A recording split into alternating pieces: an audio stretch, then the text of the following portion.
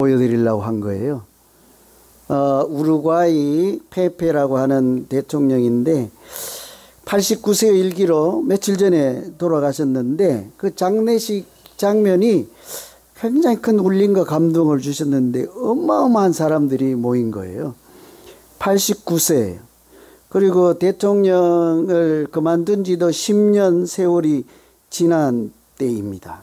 그래서 그분이 떠나는 날 얼마나 많은 사람들이 운집을 해서 뭐 어린애고 어른이고 남자 여자 뭐 남녀노소 가릴 것 없이 전부 눈물을 흘리면서 이렇게 보내는데, 야, 요즘도 이런 장면이 있구나. 참 감동적이었습니다. 여러분, 우리가 누구나 대통령을 이렇게 할 수는 있지요. 그런데 존경을 받기는 참 어렵습니다. 물론 대통령을 하는 기간 동안 권력을 가지고 자기 나름 열심히 할 수는 있는데 끝나고 끝까지 이 남은 여생 동안 백성의 사랑을 받거나 존중을 받는 일은 흔하지 않는 일이잖아요. 그런데 이분은 어떻게 대통령을 했는지 여당 야당 할 것 없이 온 국민들이 89세 이제 돼서 자기 인생을 마감하는 그 운구가 되는 그날 길거리에 나와서 이렇게 보내는 그 장면을 보고 제가 우리 믿음 생활도 저렇게 해야 되지 않을까 하는 생각이 불현듯 든 거예요. 이 시간에 우리가 정치 얘기를 하자는 것이 아니라 우리 믿음 생활을 제가 돌아보게 되더라고요. 저분은 어떻게 정치를 했길래 요즘 저런 대통령이 세상에서도 찾을 수가 없잖아요. 어떻게 했길래 저런 사람으로서 인생을 살아갈 수 있을까 하는 순간에 우린 뭐 다 대통령 되려고 하는 사람들은 아니잖아요. 그죠?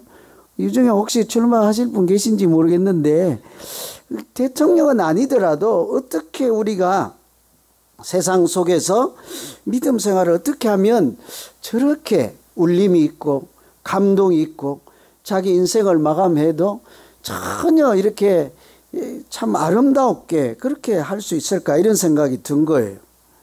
나 외에 주변 사람들에게 우리는 예수 믿는 사람들로서 어떤 존재일까 하는 생각이 들었단 말이죠.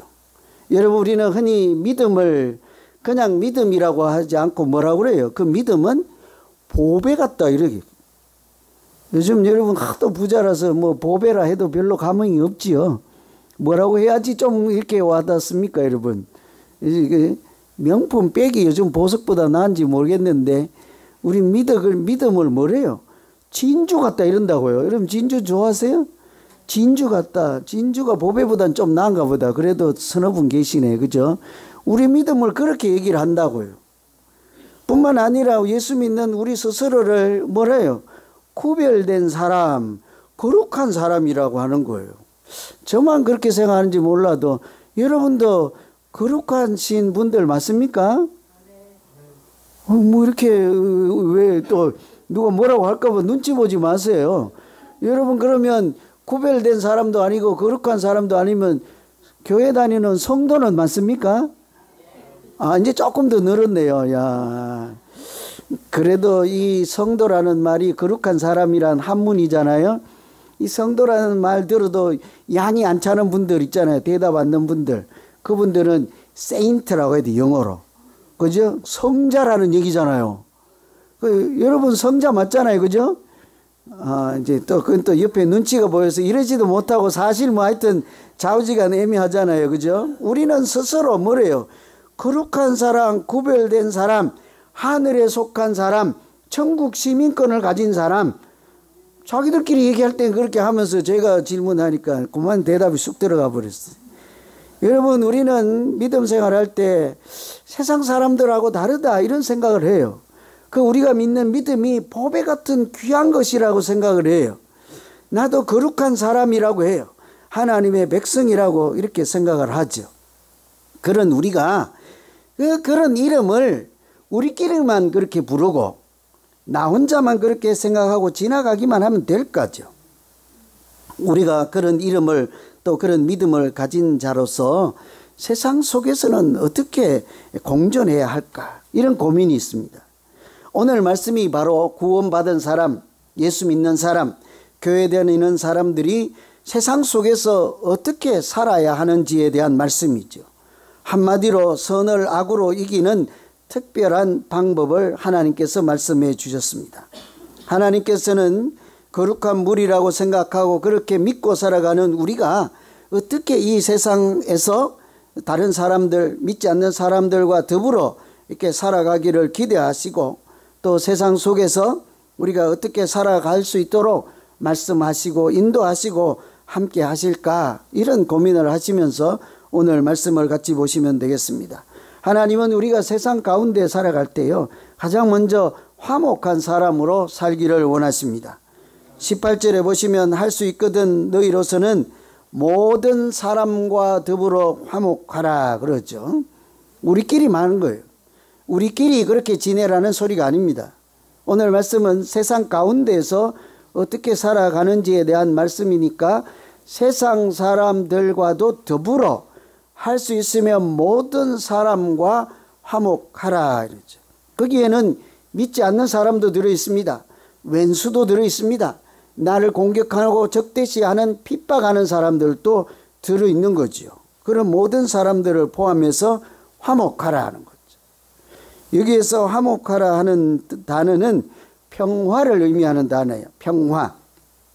그래서 옛날 성경에는 화목하라가 아니고 평화하라 이렇게 번역을 하기도 했습니다. 사람들과 화목하게 잘 지내는 것은 그렇게 보면 다른 사람들과 관계에서 평화를 만들면서 지내라는 얘기죠. 그 평화를 만들면서 안 지내는 반대 경우를 생각해 보면 쉽겠네, 그죠? 우리는 좀처럼 사람들과 만나면 대부분 어떻게 지냅니까? 한두 시간 지나면 뭐 싸우기 마련이잖아요, 그죠? 예배 시간에만 점잖지만 저 식당 가면 어때요, 여러분? 금방 싸움박질 하시는 분은 한 분은 계실 거예요, 한 분은. 숟가락 내 거는 작은 거 줬다고. 그죠? 나는 내 붓기는 안 준다고. 뭐 이렇게 얘기할 수 있잖아요. 왜 내 거 당신이 먹냐고 이렇게도 할 수 있잖아요. 참 이렇게 관계에 사람들 사이에서 평화를 만들면서 사는 사람, 아름다운 사람이지만 능력 있는 사람이에요. 은혜 받은 사람이죠. 하나님의 이름으로 사는 사람들만 그런 일이 가능하지 않겠습니까? 왜냐하면 세상에는 너무 사람들이, 다양한 사람들이 많아요. 여기 여러분 우리가 이렇게 많은 군중이 운집에 있는데 같은 분이 계세요? 같은 분? 쌍둥이라도 같지 않습니다. 저도 이렇게 가정들을 보면 이게 부부는 다른 것은 뭐 당연한 겁니다. 그죠? 부부가 저 사람이 나하고 맞지 않아서 어쩌고 이런 거는 맞지 않아서 그것이 문제다 하는 것은 말이 안 되는 거예요. 맞으면 그건 잘못된 거예요. 어떻게 한 사람은 금성에서 왔다 그러고 한 사람은 화성에서 왔다는데 어떻게 갔습니까? 제주도에서 오고 서울에서 와도 말하는 내용이 달라서 같은 사물을 두고 부르는 이름도 다르잖아요. 그래서 서로 못 알아듣는 것이 사람이 살아가는 모양이잖아요. 한 집에도 사는 사람들이 너무너무 달라요. 그죠? 우리는 당연히 다르죠. 그래서 사람이 너무 이렇게 다른 다양한 그런 만남이 있는 것이 사람들과의 사이인데, 나랑 맞지 않아서 문제다. 나랑 맞지 않아서 어쩐다. 나랑 맞지 않아서 왼수다. 이거는 뭐 처음부터 이렇게 맞기를 완벽하게 나랑 딱 맞아 떨어지기를 기대하고 바라는 자체가 어때요? 잘못된 출발이죠. 맞으면 그럴 리가 없는 거예요. 여러분, 내 속도 내가 잘 모를 때 있잖아요. 여러분 한결같이 자기 자신의 성품이 한결같습니까? 제가 설교할 때는 얌전해도 내려가면 어때요? 난폭하잖아요. 아래 위가 안 맞는 거지. 자기 자신도 이렇게 시간대마다 달라지는데 우리 다른 사람하고는 다르죠, 많이. 그래서 흔히들 이렇게 서로 화목하게 지낸다는 것은 어쩌면 불가능한 일이에요. 그래서 세상을 살아갈 때 인생살이에서 가장 어려운 것이 뭐래요? 사람들과 관계, 사람들 사이에 살아가는 것. 그래서 흔히 직장생활 해본 분들 알지만 참 힘들잖아요. 새벽부터 가서 일하고 밥 먹을 새도 없고 늦게 퇴근하고 눈 뜨면 또 출근해야 되고 어렵잖아요. 그런데도 불구하고 뭐라고 합니까? 정말 힘든 것은 일이 아니라 그 직장 사이에 있는 그 사람들과 관계를 하잖아요. 그죠? 일이 힘든 게 아니에요. 이해가 안 됐어요, 여러분? 저도요, 제가 그런 생각이 들어요. 오늘 하루 종일 장작 패라고 하면 내가 신명나게 팰 거예요. 잘 일할 거예요. 그런데 사람들하고 관계는 힘들어요. 너무 힘들어. 그것도 이해가 안 되면 제가 새벽 기도 하잖아요. 그러면 새벽 3시, 2시 뭐 이렇게 일어나서 해도 한 개도 힘 안 들어요. 새벽에 2번 와서 하라고 그래도 또 할 거예요. 그런데 한 사람이 삐지거나 자기들끼리 싸우거나 이런 일이 있으면 어때요? 그거는 천금을 짊어진 것보다 더 힘들어. 멕시코 이제 7월달 되면 단기 선교 가잖아요. 때로는 운전을 7시간 할 때도 있고 스트레이트로 막 할 때 있는데 대부분 제가 한단 말이에요. 100번이라도 오고 갈 수 있어요. 하나도 힘 안 들어. 그런데 만일에 오고 가다가 차 안에서 누구끼리 비난하거나 싸우거나 기회가 들리면요. 그때부터 이게 핸들이 무거워. 막 내가 핸들을 들고 가는 것도 아닌데 너무 힘든 거예요.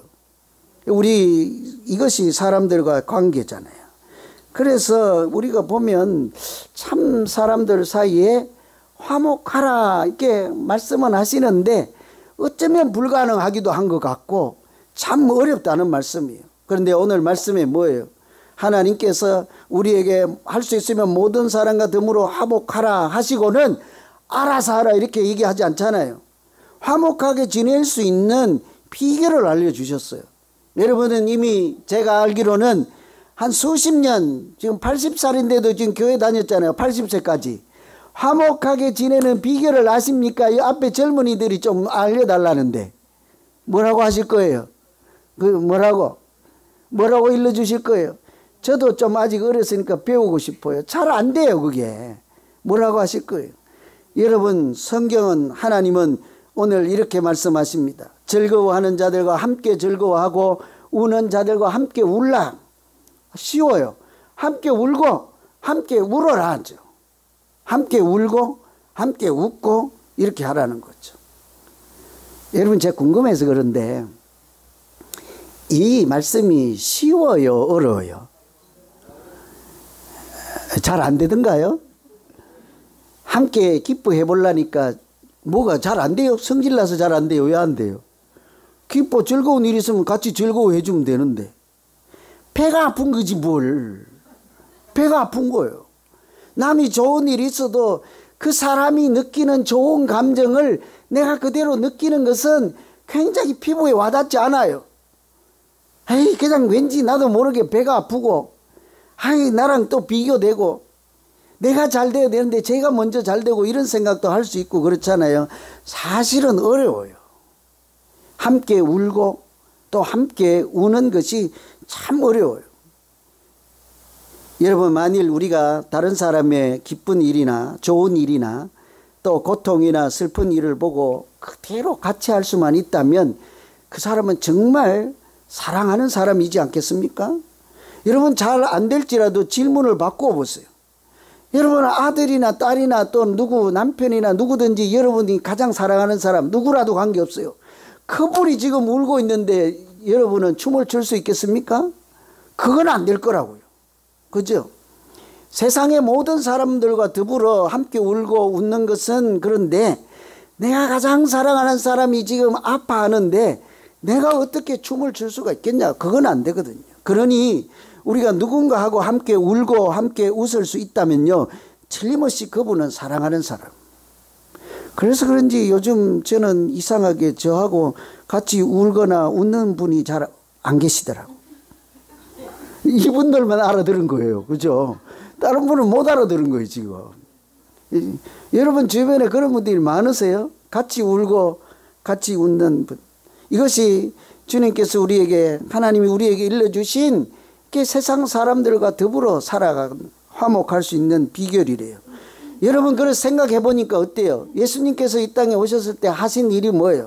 항상 함께 울고 함께 웃는 일이잖아요. 때로는 혼인잔치집에도 가요. 제가 예전에 말씀드린 그 일이 있죠. 어떤 목사님이 자기는 결혼식에 안 간대. 성경에는 틀림없이 함께 울고 함께 웃으라 했는데 이분은 함께 우는 집만 간대. 그 성격이 되게 고상해 보일 것 같죠, 그죠?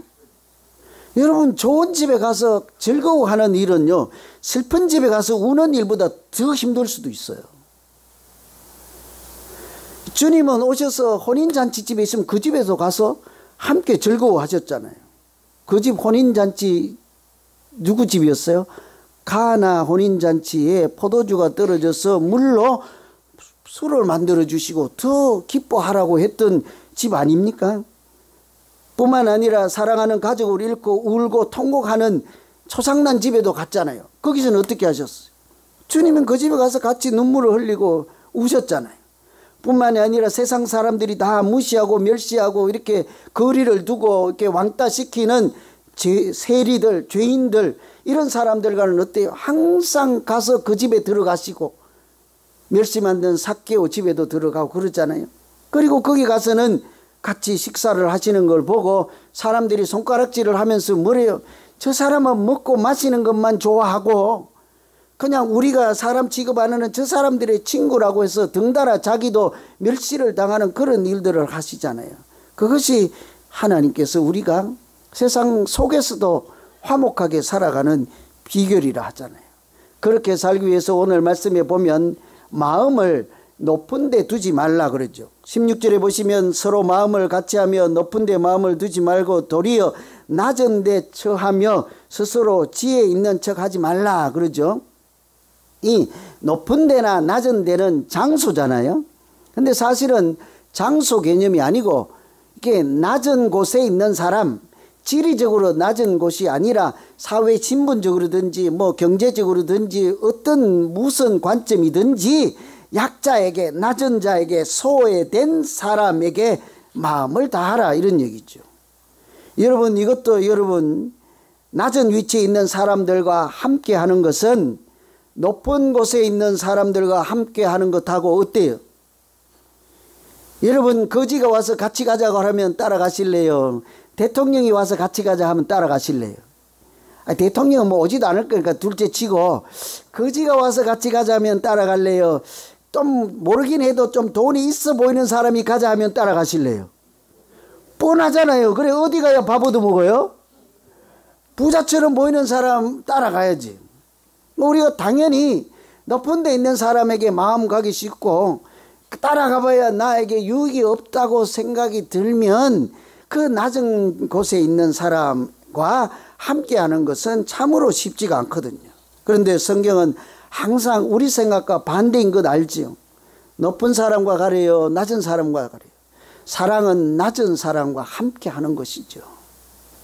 그래서 이런 것을 세상 속 있는 사람들과 함께 하라는데, 여러분 아까 제가 영상을 정확히 보여드리지 못했지만 원래 보려고 하던 영식은 그 장례식 그 장면뿐이에요.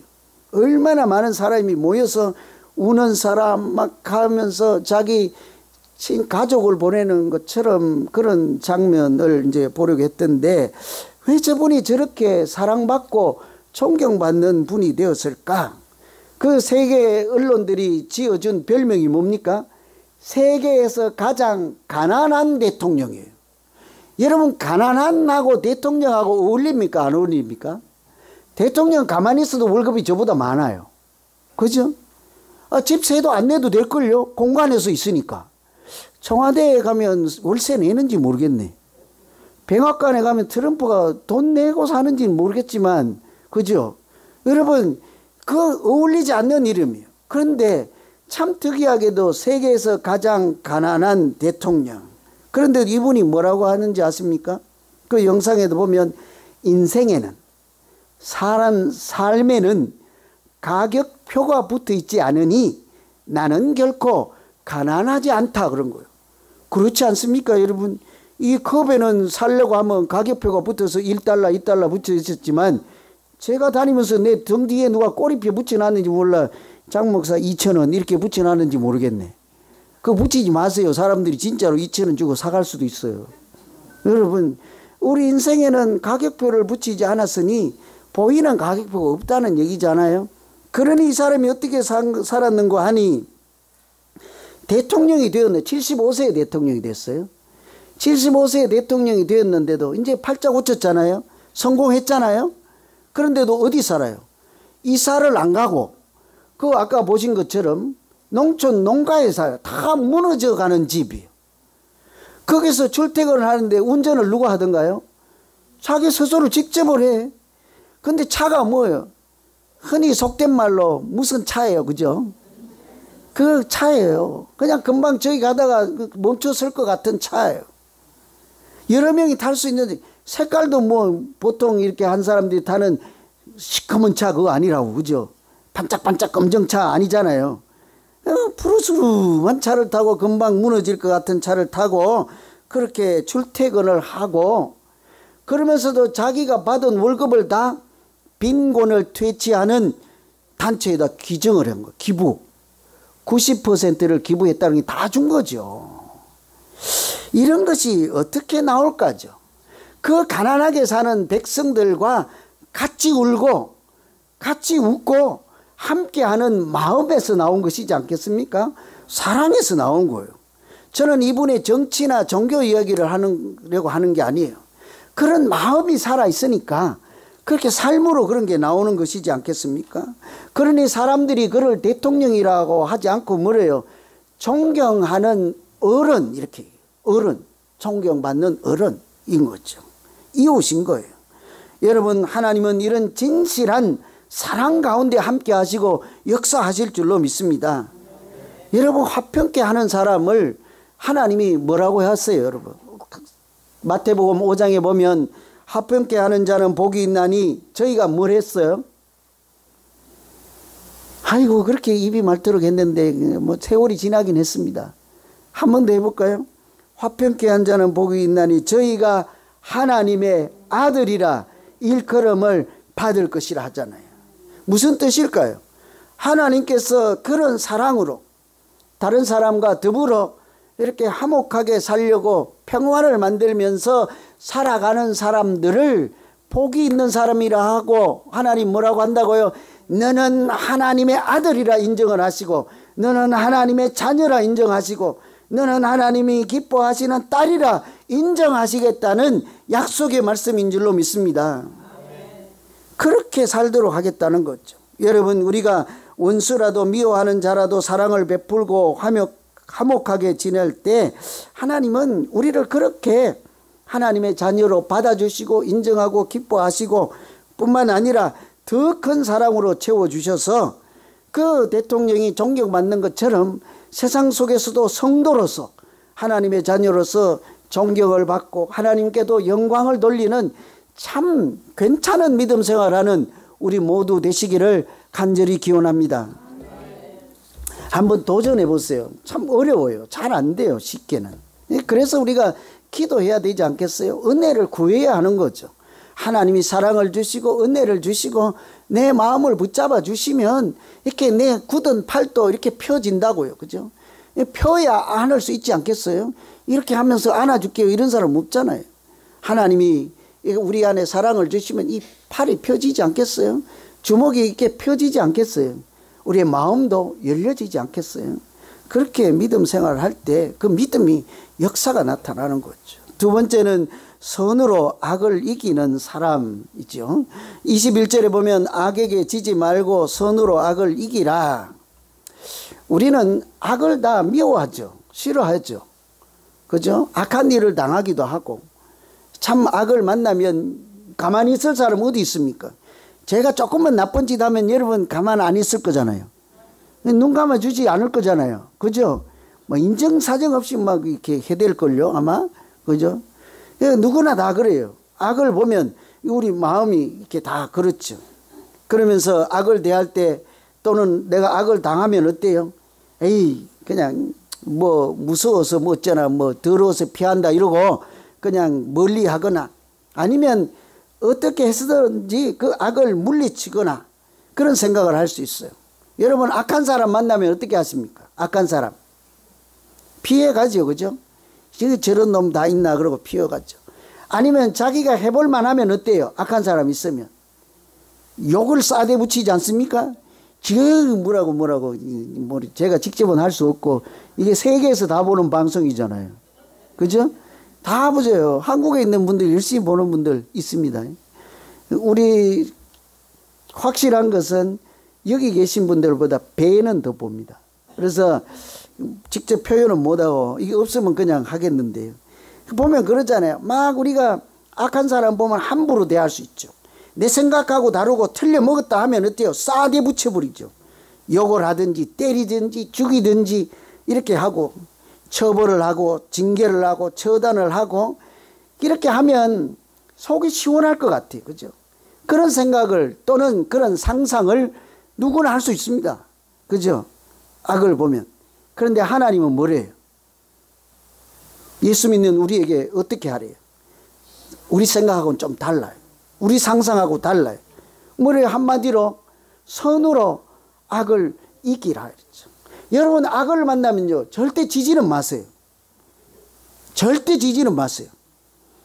저는요 어떻게 해서든지 이기라고 하지 않았어요. 지지는 말라고 그랬어요. 그죠? 방법은 난 몰라요. 지지는 말라고요. 어떻게 해서든지 이기라고는 하지 않았어요. 그런데 안 지는 방법을 보니까 하나님 뭐래요? 선으로 악을 이기라. 악으로 악을 얼마든지 이길 수 있을 것 같지요. 때리면 쳐버리고 욕하면 욕해버리고 될 것 같죠. 이빨을 하면 나도 하나 뽑아버리고 얼마든지 될 것 같죠. 악을 해봐요. 악으로 갚아봐요. 또 악이 와요. 지그재그로 그건 자꾸 커질 뿐이에요. 되지 않습니다. 근데 하나님은 선으로 악을 이기라. 그래서 힘든 거예요.